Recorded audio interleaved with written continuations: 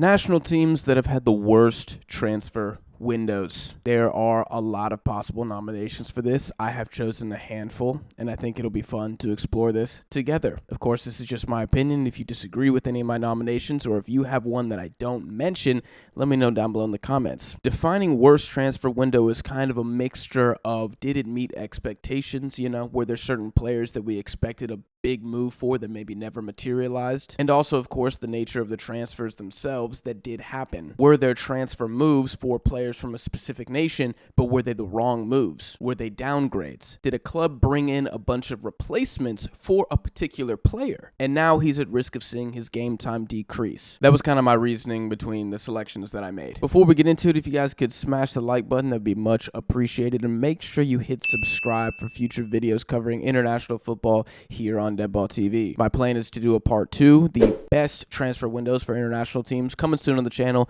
Don't miss that. Let's just go ahead and get the massive elefante in the room out of the way. Mexico, massive losers in the transfer market. I don't even know how much I need to say about this. I mean, let's talk about some of the moves that we've seen. Namely, Chucky Lozano leaving PSV to join MLS expansion side San Diego. And look, I got nothing against San Diego. I think it's a very beautiful city. It's my favorite city to visit in the United States, but that's not where I want Chucky Lozano playing. He's not going to join San Diego until halfway through the season, so he's kind of got this hurrah moment now with PSV, where he seems to be playing quite well. 29 years old just seems a little young for Chucky Lozano to be returning to North America. Julian Quinones is also moving from America to Saudi Arabian club Al Qadsiya. I'm not even sure that Quinones was European quality, but that move is still a bit disappointing. Eric Sanchez finally left Pachuca, but he went to America, not a European move. I think there were some good moments for Mexico this window, namely Araujo going to Bournemouth in the Premier League. That's an exciting transfer. You have Rodrigo Huescas going to Copenhagen in the Danish league. That is the biggest move by far, the one that I'm the most hype about.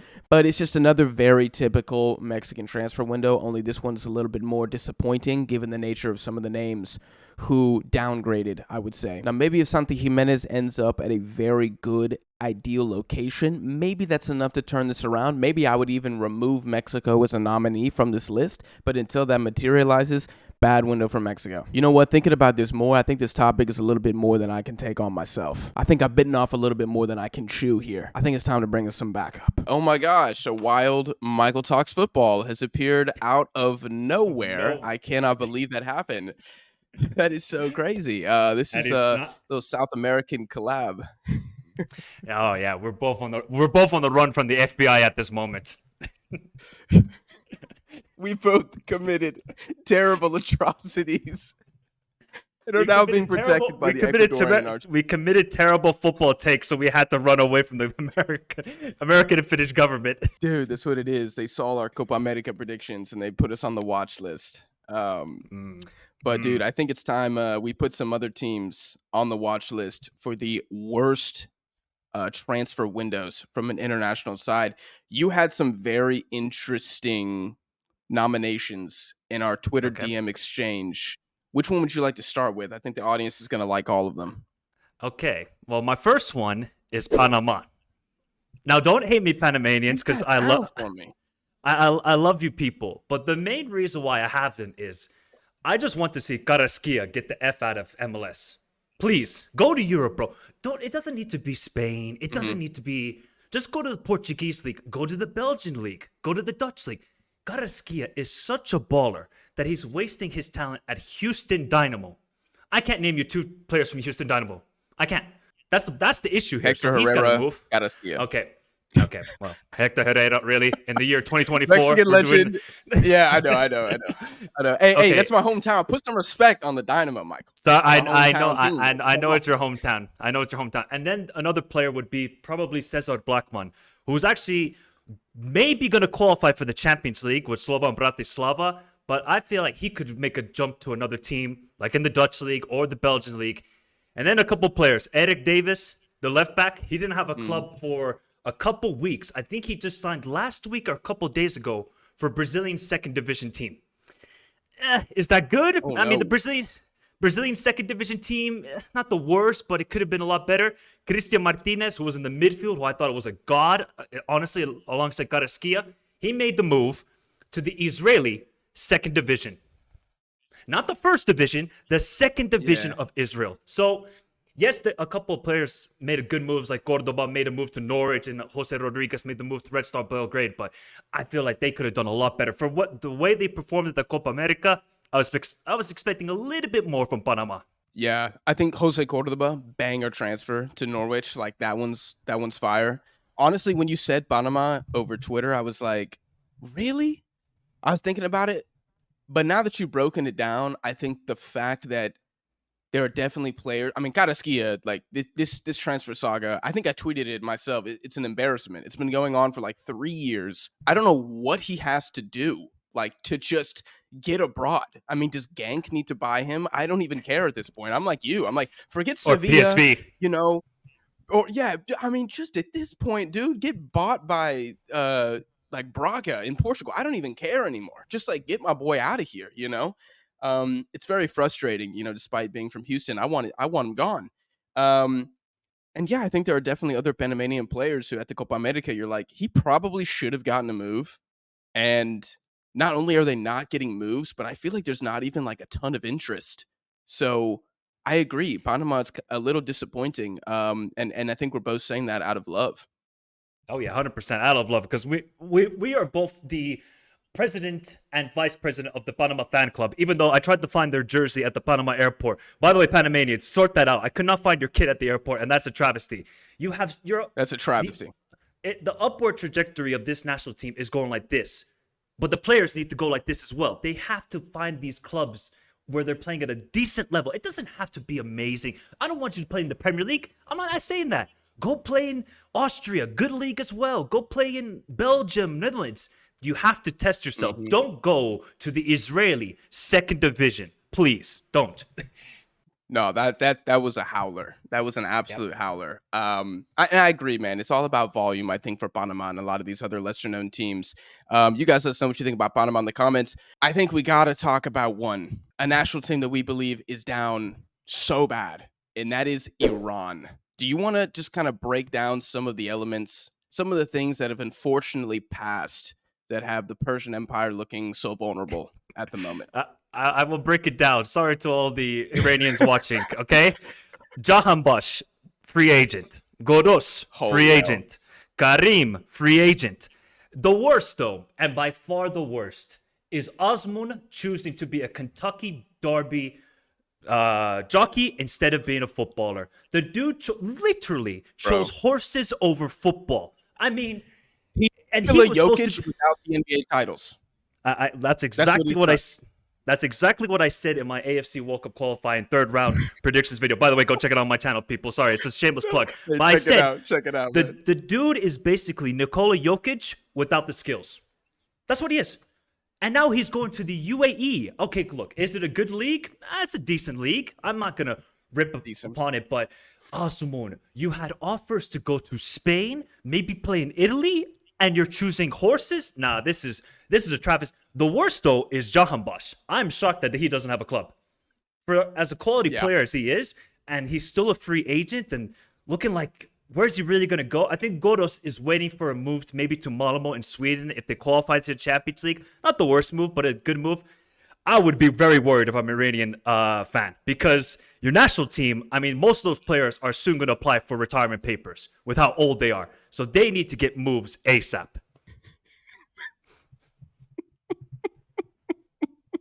I mean, look at the average age of them. Hear my dark?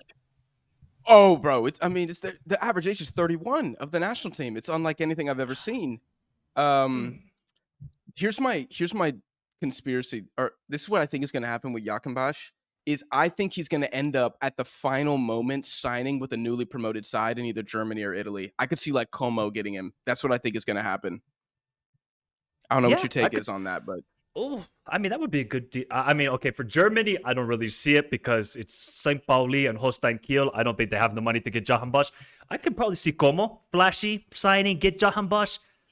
Yeah, maybe that could work out. Yeah, I'm just trying to think where else he could go to, but that's like the only options really for Jahanbash. And I'm surprised. It's mid-August. We're almost at the end of the transfer window, and he still doesn't have a club.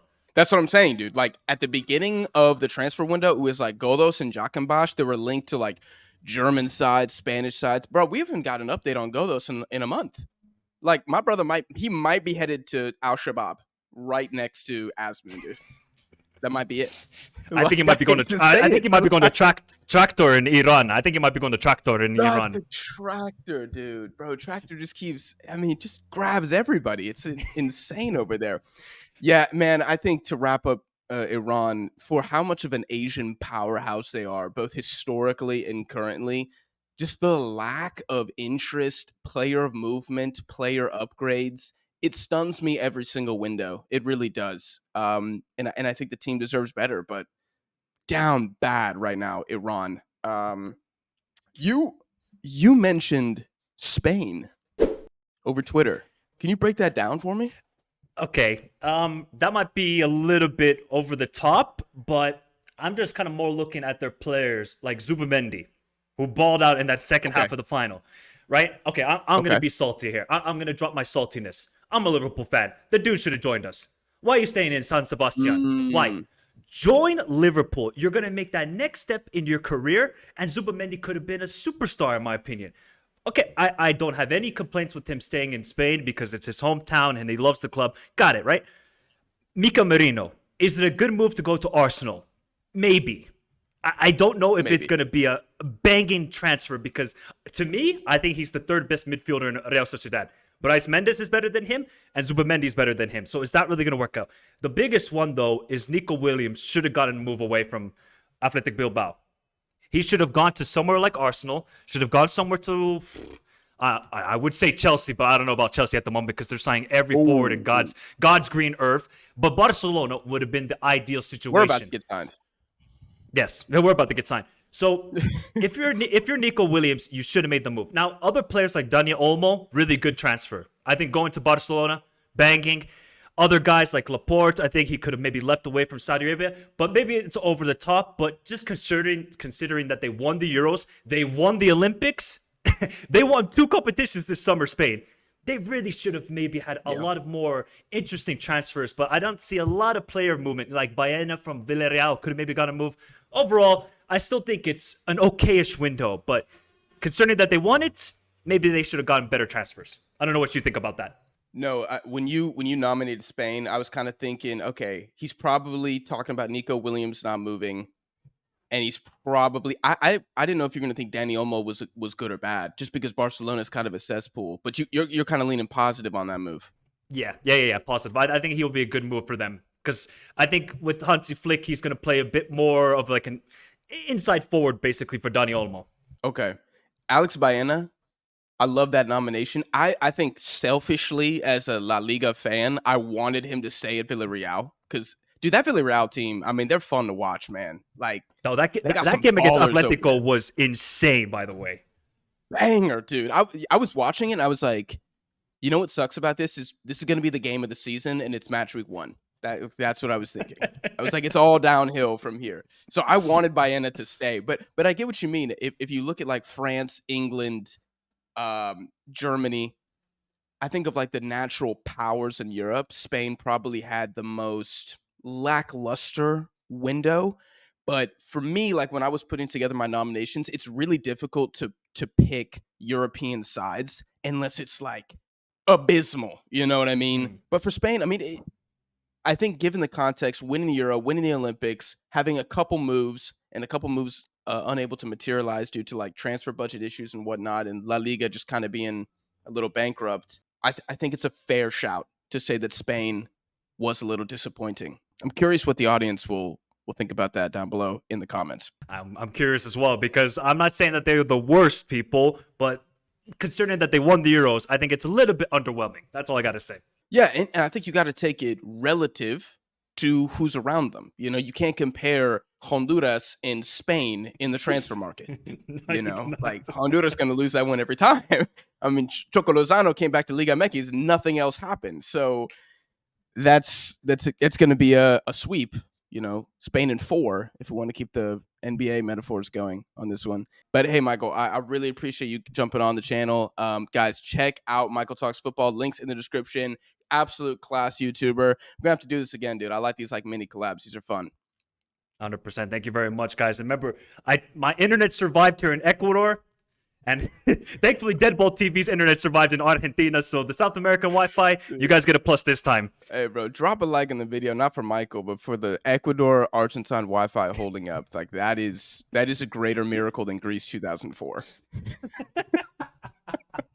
Shout out to Michael Talks Football again for coming on. Great guy, great footy knowledge, always a banger every time our two channels collab. Again, links in the description. Go give him a subscribe. I do think I need to expand a little bit on Iran because they are strong contenders for the #1 most disappointing transfer window. There have been some good moments, right? Mehdi Taremi going to Inter Milan on a free transfer, like that's a win. There was also a young Iranian midfielder, Hossein Eshad, who went to Russia and scored in his first game as a substitute. So that's kind of the moves that I expect to see more from an Asian powerhouse. But outside of that, this window's been a disaster. Goldos, free agent, still no team. Joachim Bosch, 31 years old, still good, still in his prime. And like I said, I feel like he's going to end up signing for a rather small club in Serie A. I think that's where we're headed right now. Mehdi Gayedi, a player who balled out at the last Asian Cup, kind of surprised everybody. Certainly surprised me. 23 goal involvements in 35 games with his UAE club on loan last season and ends up just going back to Shabab Al Ahly. And then, of course, we have Sardar Azmoun, the biggest fall from grace of a nation superstar we maybe have ever seen, snubbing European offers to go to the UAE at 29 years old. I mean, the man's career has honestly been a disaster since he left Russia. And this might be one of the biggest L's of the entire transfer window. Like, it's pretty hard to say the journey for Azmoun is not done. Obviously, he's not done with the Iranian national team, but I don't see him upgrading again after this. And the dude obviously doesn't care. He doesn't have the desire, the work ethic.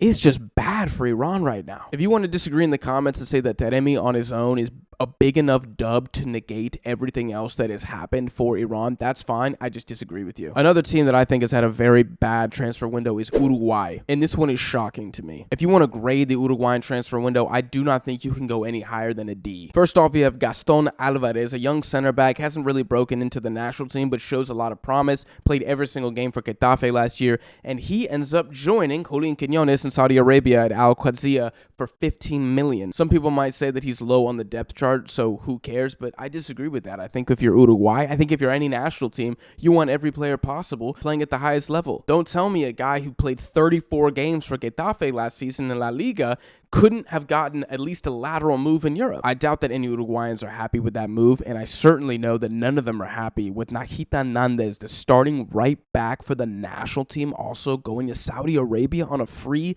transfer. I mean, this dude apparently had a 3-year deal with Roma on the table, ready to go. And for whatever reason, I don't know the details, ends up, joining Gaston Alvarez and Julian Quiñones, at Al Qadsiya. And it's an insane move. Even more shocking for Uruguay is probably Facundo Pelestri ending up at Panathinaikos in the Greek league for a $6 million move. I mean, this is, again, the starting right winger for the Uruguayan national team. This is not a scrub. This is not fourth on the depth chart, okay? This is not a 18-year-old, maybe he's one for the future type player. No, this is Bielsa's man. He's been the starter for over a year now. He was the starter at the Copa America. He is vital to how Uruguay play. And he's going to Panathinaikos. I mean, it's a coup for the Greek league. For the Uruguayans, I think it's a disaster.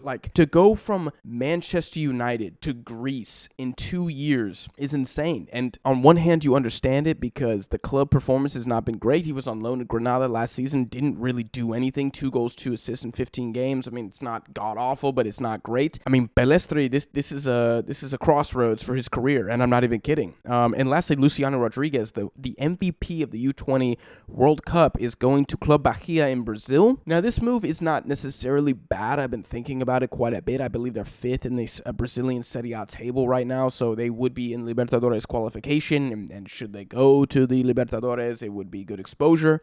But he was already at Liverpool Montevideo, not Liverpool, Merseyside. So is it that big of an upgrade?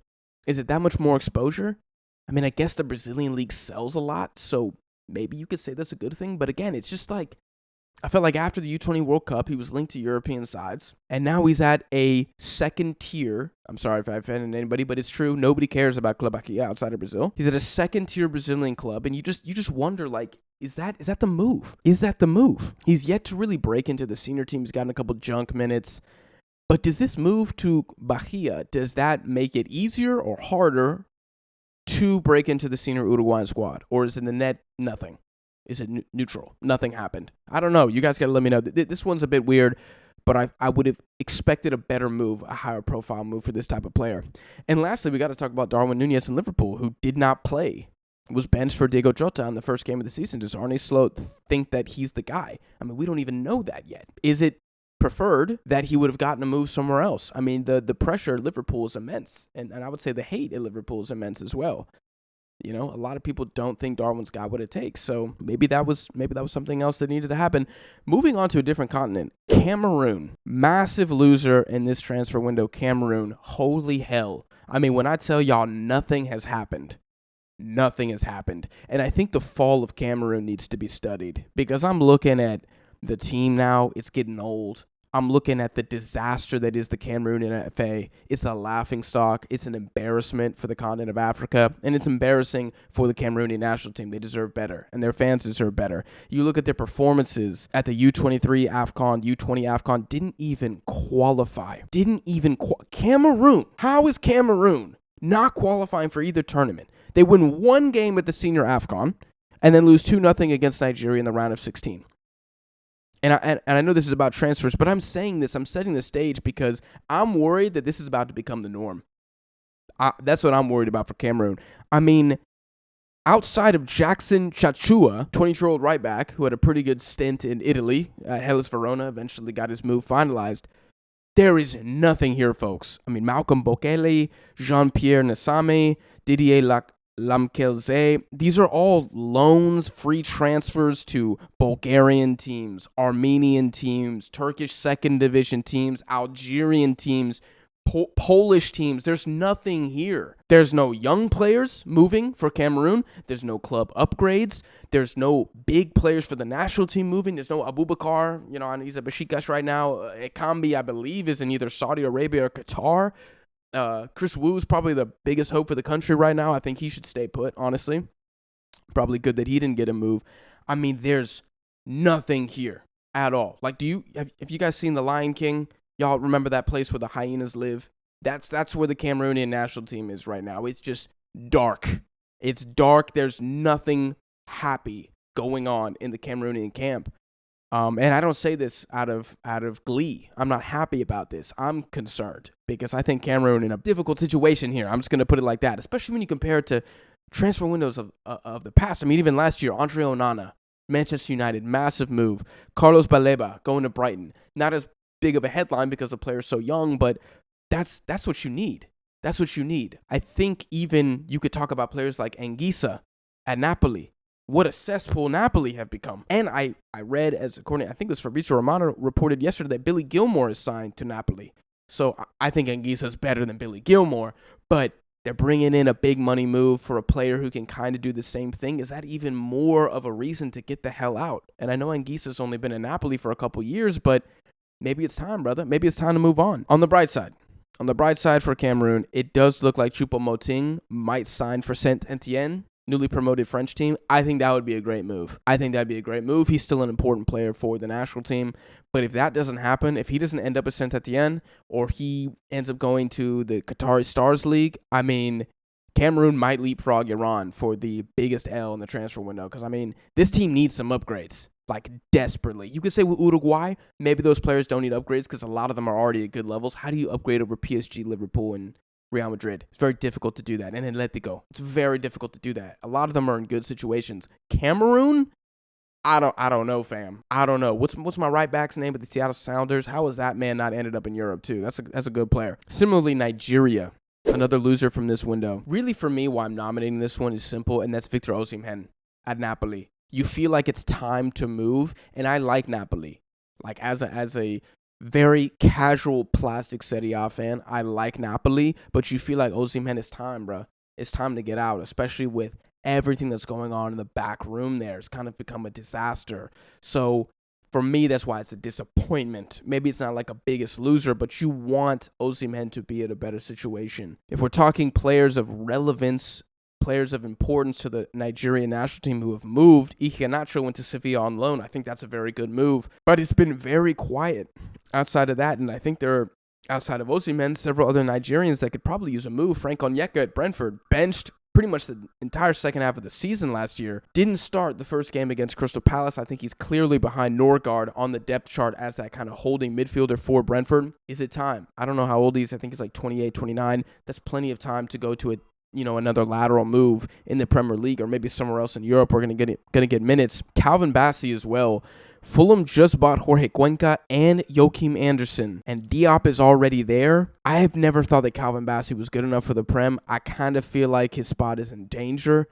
Maybe that's another player that's looking at maybe not a return to the Eredivisie, but maybe go to France, something like that. I don't know. I just wanted to see a little bit more from Nigeria. And the last team that I think had a pretty disappointing or worse transfer window, and this is relative to the teams around them, and I wanted to throw one European side on here, is Belgium. I think Amadou Onana to Villa is a great move, and I think that's the best Belgian transfer we've seen this window, but we still got Lukaku at Chelsea, so who knows what's happening there. Timothy Castagne, I rate that guy, but he's got a fierce battle with Tete for that starting right back position at Fulham. Is that really where you want him? I don't know. I'm not Belgian. Let me know in the comments. Arthur Vermaeren is buried on the Atleti bench. I just don't know if he's going to get any minutes there. He was on loan at Royal Antwerp last season. Do we send him back?